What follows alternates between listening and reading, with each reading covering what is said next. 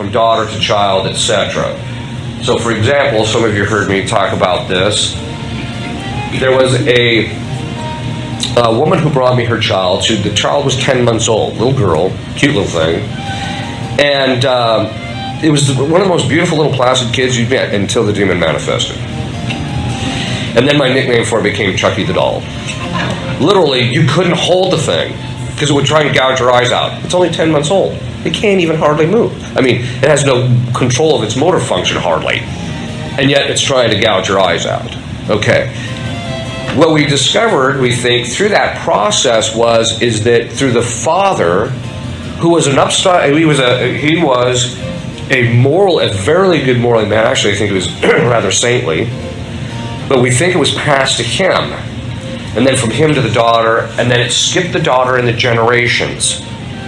But then it did end up in her daughter as a result of this. This authority structure is through the biological lineage line.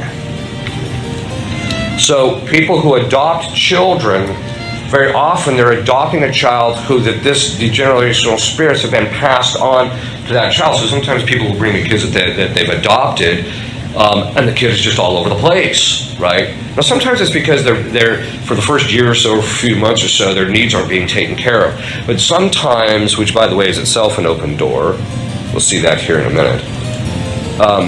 But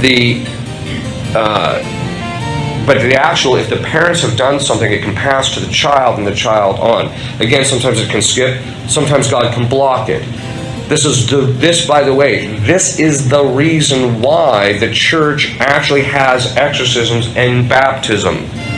It's not just because they think it's a nice idea to exorcise children. It's for this very specific reason. We actually saw it in Scripture. If you look at